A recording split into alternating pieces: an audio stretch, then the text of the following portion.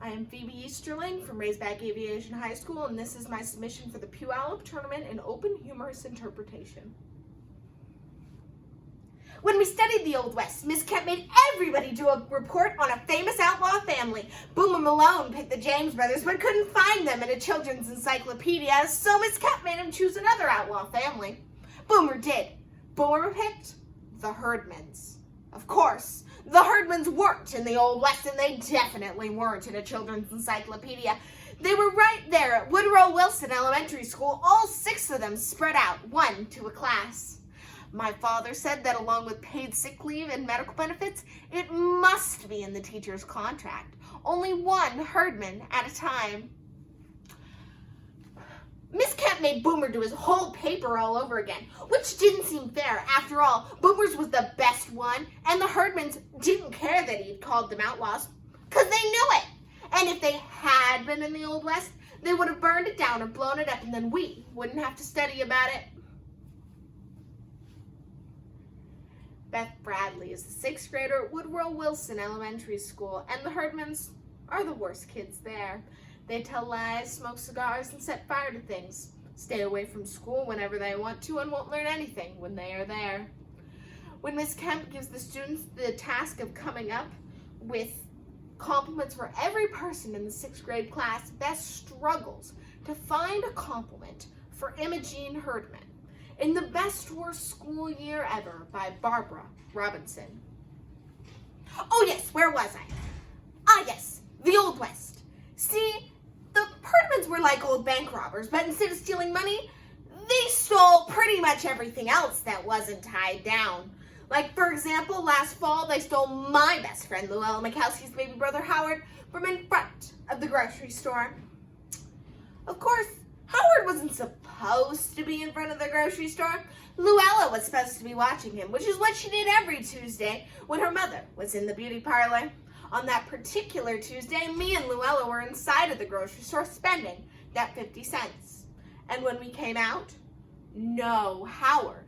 Of course, the stroller was still there, which is why we didn't think of the Herdmans straight away.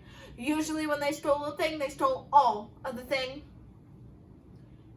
Well, maybe it's somebody who likes babies. Maybe oh, I know. Maybe if we, walk up the street pushing the stroller, somebody will see us with the stroller and without Howard, and they'll see what we're looking for. I was pretty disgusted. Luella, you know that won't happen, right? But it did.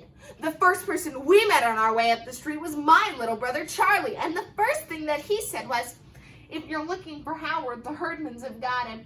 They've got a sign up that says, see the amazing tattooed baby, 25 cents. They've tattooed him. My mother's gonna kill me.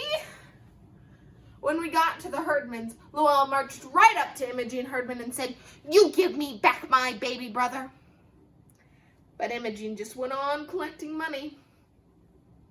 You want to see the amazing tattooed baby? It'll cost you 25 cents. It's not a tattooed baby. It's my little brother.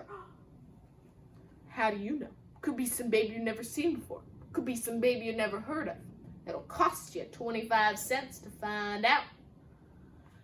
Sure enough, it was Howard, and he was a sight. See, the Herdmans had taken red, blue, green, and yellow and purple marker and colored all over Howard's head. And when we took him back to my house to get the color all off, the only thing that worked was scouring powder, and that didn't work too well. It left Howard's head all gritty, and it didn't take off the purple. Luella thought that her mother would think that the purple was veins. I didn't think so, and I was right. Mrs. Mikowski got so mad she had to lie down for 2 days because she had spots before her eyes. And when she got up, she got straight to work on Howard's head. And that's when she found a couple patches of soft buzz. So then she wasn't mad at the Herdmans anymore because it started Howard's head to grow.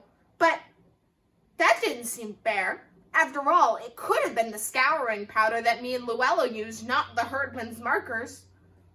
But I told my mom that I was in trouble and for putting scouring powder on Howard's head. And then Luella was in trouble for leaving in front of the grocery store. And the Herdmans, who had started it all in the first place, got $6.50. And I didn't think that good at stealing was a very good compliment. Unfortunately, by the time the June rolled around, I still didn't have one single compliment for Imogene Herdman. And when we had to pick names out of a hat to make long lists of compliments for people, the name I picked was Imogene Herdman. And I had already used up. So then I had to think of a compliment, and I thought of one. It was patriotic.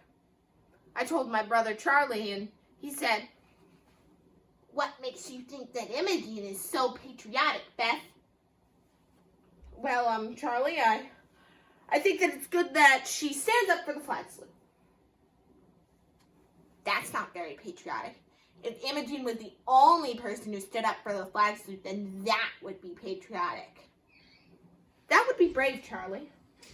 Well, I mean, she would do that. She'd do what everybody else ever didn't do. Did that make Imogene brave? I didn't think so. But I had to have something else. So I wrote it down. Patriotic and brave. I thought that it was good that Imogene got Boyd Liggett's head out of the bike rack. Of course, Miss Liggett didn't think it was so good because it was the Herdman's fault he'd gotten in there in the first place. See, Ollie Herdman had convinced Boyd to put his head in the bike rack, and then Gladys had gotten him so nervous telling him that the fire department was going to come and chop his ears off that by the time Imogene came around, he was a blubbering mess. Imogene wanted to know how Charlie had gotten his head in there, but since Boyd was such a mess, he couldn't tell her. So I guess she decided to get him out and then find out later. I think she wanted to find out how he'd gotten his head in there so that she could put somebody else in there too. Imogene took some scotch tape from one of the teacher's rooms and taped Boyd's ears to his head. And then she took some soft margarine and buttered his head. Just buttered it and then pushed it through. First one side and then the other. And he came loose. Of course, Boyd was such a mess his mother had to come pick him up, and she almost fainted when she saw him. My mother told my father about the head in the bike rack, and my father said that it was resourceful what Imogene had done. And I thought that was as good of a compliment as any, so I wrote it down.